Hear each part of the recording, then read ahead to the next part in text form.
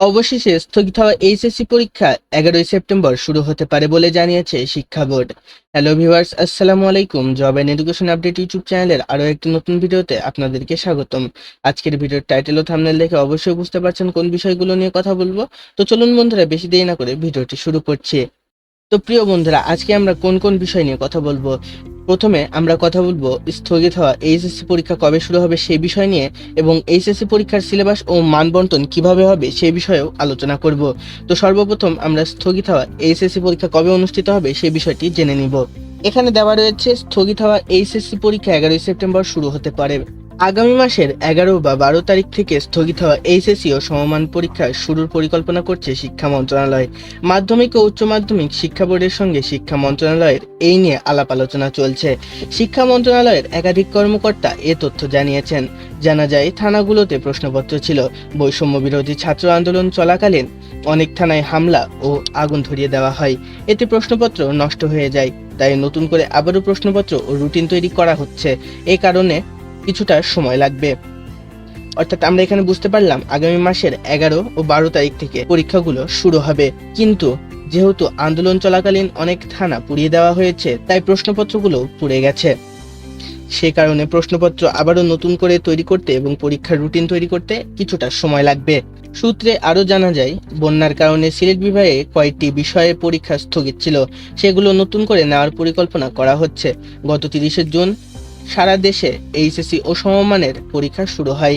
কোটা সংস্কার আন্দোলনকে ঘিরে সহিংসতার কারণে গত 18, 21, 23 ও 25, 28 জুলাই ও 1 ও 4 আগস্টের পরীক্ষা স্থগিত করা হয়।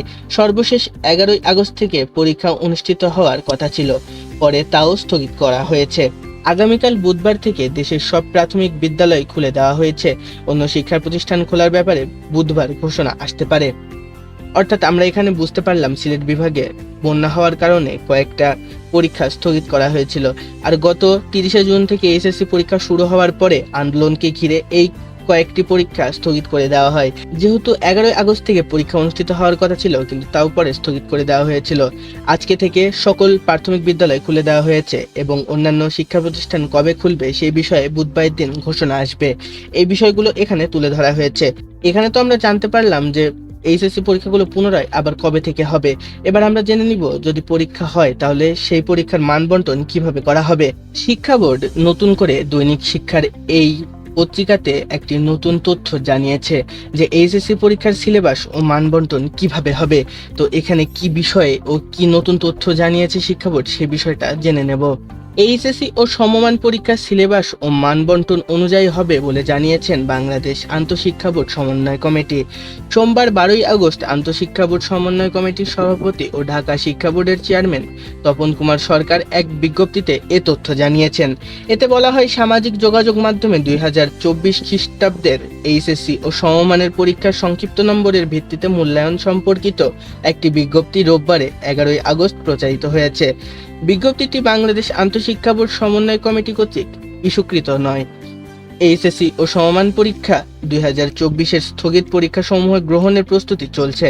জাতীয় শিক্ষাক্রম ও পাঠ্যপুস্তক বোর্ড কর্তৃক প্রকাশিত 2024 খ্রিস্টাব্দের এইচএসসি ও সমমানের পরীক্ষার সিলেবাস ও মানবন্টন অনুযায়ী এ পরীক্ষা অনুষ্ঠিত হবে।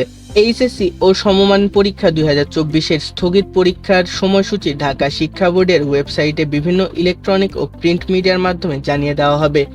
এ বিষয়ে সংশ্লিষ্ট সকলকে সতর্ক থাকার জন্য অনুরোধ করা হলো। গত 30 জুন থেকে সারা দেশে এইচএসসি ও সমমান পরীক্ষা শুরু হয়। এবারে পরীক্ষার্থী 14,50,790 জন। কোটা সংস্কার আন্দোলনকে ঘিরে সহিংসতার কারণে গত 18, 21, 23, 25, 28 জুলাই ও 1 ও 4 আগস্টের পরীক্ষা স্থগিত করা হয়। সর্বশেষ 11 আগস্ট থেকে পরীক্ষা অনুষ্ঠিত হওয়ার কথা ছিল, কিন্তু তাও আবারও স্থগিত করা হয়। এখানে বাংলাদেশ আন্তঃশিক্ষা বোর্ড সমন্বয় কমিটি একটি জরুরি বিজ্ঞপ্তি প্রকাশ করেছে। সংশ্লিষ্ট সকলের জন্য জানানো যাচ্ছে যে সামাজিক যোগাযোগ মাধ্যমে 2024 সালের এইচএসসি ও সমমান পরীক্ষার সংক্ষিপ্ত নম্বরের ভিত্তিতে মূল্যায়ন সম্পর্কিত একটি বিজ্ঞপ্তি প্রচারিত হয়েছে, যার পত্র নং এত এত তারিখ 18/8/2024। বিজ্ঞপ্তিটি বাংলাদেশ আন্তঃশিক্ষা বোর্ড সমন্বয় কমিটির কর্তৃক ইস্যুকৃত নয়। এইচএসসি ও সমমান পরীক্ষা 2024-এর স্থগিত পরীক্ষাসমূহ গ্রহণের প্রস্তুতি চলছে। জাতীয় শিক্ষাক্রম ও পাঠ্যপুস্তক বোর্ড কর্তৃক প্রকাশিত 2024 সালের এইচএসসি ও সমমান পরীক্ষার সিলেবাস ও মানবন্টন অনুযায়ী পরীক্ষা অনুষ্ঠিত হবে। এইচএসসি ও সমমান পরীক্ষা 2024-এর স্থগিত পরীক্ষার সময়সূচি অতি শীঘ্রই ঢাকা শিক্ষা বোর্ডের ওয়েবসাইটে বিভিন্ন ইলেকট্রনিক ও প্রিন্ট মিডিয়ার মাধ্যমে জানিয়ে দেওয়া হবে। এই বিষয়ে সংশ্লিষ্ট সকলকে সতর্ক থাকার জন্য অনুরোধ করা হলো। এই বিষয়ে এখন বলতে চাই, আমি এই ভিডিওতে বলেছি যে আপনাদের যে এইচএসসি পরীক্ষাগুলো পরবর্তীতে হবে সেগুলো 45 মার্কে হবে, 30 মার্ক থাকবে লিখিত এবং 15 মার্ক থাকবে এমসিকিউ।